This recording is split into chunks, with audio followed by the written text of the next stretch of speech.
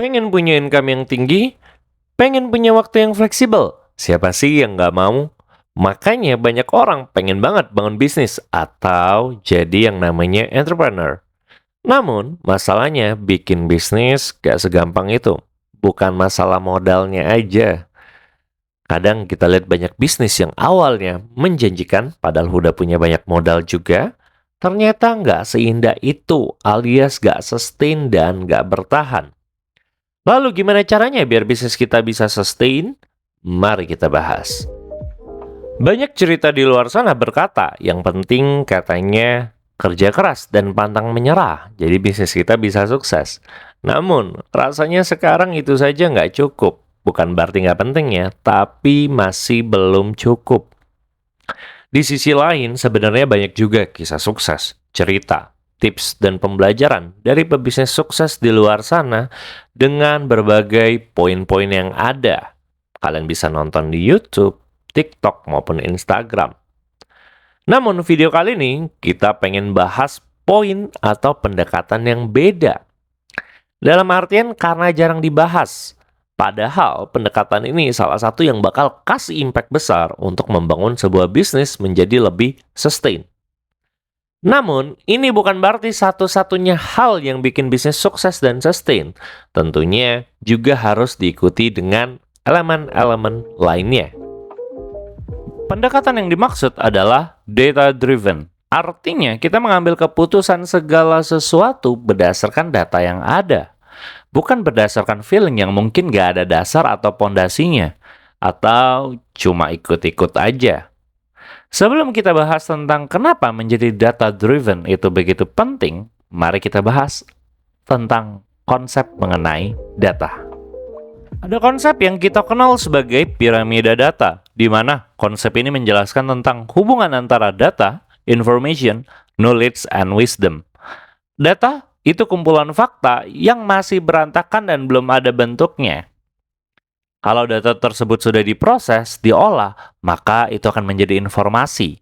Namun, ini masihlah sebuah kumpulan fakta yang lebih rapi saja. Ketika kita bisa pahami relevansinya informasi ini, dengan kebutuhan kita bisa tangkap pesan yang disampaikan dari data yang ada, maka ini kita sudah bisa sebut sebagai knowledge. Lalu, saat kita mengambil keputusan berdasarkan insight dan knowledge yang ada, barulah data tersebut menjadi sebuah wisdom. Wisdom yang membuat kita bisa tahu apa yang kedepannya harus kita lakukan. Oke, kita coba bahas konsep ini dari hal yang mungkin sehari-hari kita lakukan. Misal, kita mau pergi ke sebuah restoran. Dan sebelum kita nentuin jadi apa enggak ke restoran tersebut, kita biasanya lakukan hal ini. Kita baca review Google. Nah, review yang ada di Google ini adalah data setiap review-reviewnya. Lalu, Google merangkum review yang ada berdasarkan bintang, lalu kategori seperti tempatnya, rasa makanan, dan pelayanan. Hasil rangkuman yang lebih terstruktur ini sudah menjadi sebuah informasi. Lalu kita coba pahami sesuai kebutuhan kita. Karena tiap orang tuh beda prioritinya. Ada yang pokoknya yang penting makanannya enak, suasananya kurang, it's okay. Atau ada juga yang merasa vibes itu penting. Walaupun mungkin harganya bakal agak mahal. Setelah berbagai pertimbangan, barulah kita menetapkan hati kita apakah pergi ke restoran tersebut atau ke tempat yang lain. Jadi ketika kita pahami sesuai kebutuhan atau enggak, maka itu adalah knowledge-nya. Dan akhirnya itu bisa jadi wisdom untuk kita nentuin. Sebaiknya kita pergi ke sana atau enggak. Tanpa harus trial error yang kayaknya kelihatan depannya bagus, kayaknya enak atau kayaknya sesuai dengan ekspektasi. Tapi karena kita mengambil keputusannya berdasarkan data, berdasarkan review tersebut, disitulah wisdomnya ada.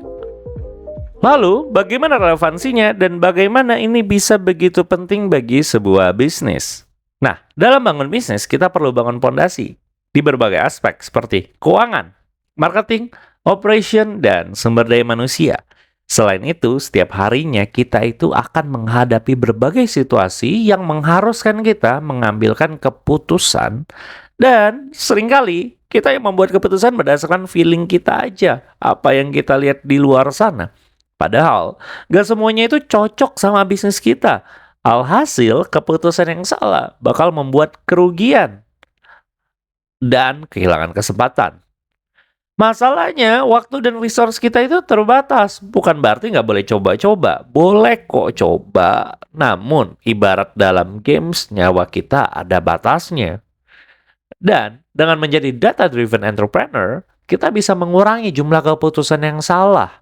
Atau, bahkan menambah nyawa lewat keputusan yang ada.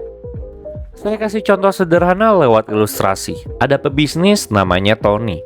Tony punya dana marketing. Lalu Tony merasa begini, kayaknya kalau mau laku harus pakai Facebook Ads. Soalnya aku lihat pebisnis lain omsetnya jadi tinggi banget karena ini. Pikirnya begitu. Namun, nyatanya ternyata lebih efektif adalah Google Ads untuk tipe company Tony. Dan memang secara industri, brandnya dia dan juga servisnya dia. Tapi Tony nggak pernah coba itu. Dia baru sadar ketika modal dia sudah habis dan nggak punya kesempatan. Akan beda teman-teman kalau Tony punya konsep data-driven. Oke lah, kita nggak punya data industri yang ada. Tapi bisa kan, bulan 1-2 lakukan A/B testing dengan cara alokasikan dana iklan baik ke Facebook Ads maupun Google Ads. Lalu kita punya datanya, trafficnya, based on data kita bisa dapat wisdom nih. Tahu proporsi yang terbaik seperti apa.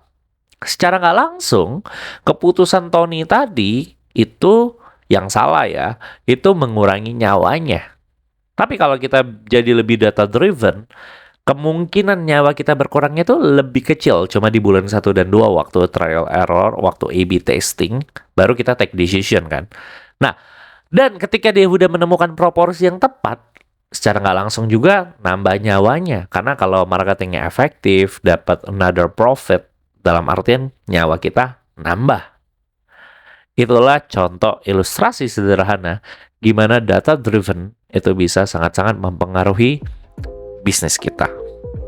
Kembali lagi, tentunya dengan pendekatan ini nggak langsung membuat bisnis kalian langsung sukses. Namun, tetap fokus improve kemampuan membaca data yang ada, analisanya, hingga mengambil keputusan yang tepat. Kemampuan ini harus terus dilatih dan dipertajam. Kebetulan, channel ini akan terus membagikan ilmu, tips mengenai data driven. Mulai dari data untuk marketing, data untuk operation, keuangan, basic mengolah data, hingga storytelling with data. Bagi kalian yang tertarik, stay tune dan support selalu channel ini dengan subscribe channel ini. Dan see you in next video.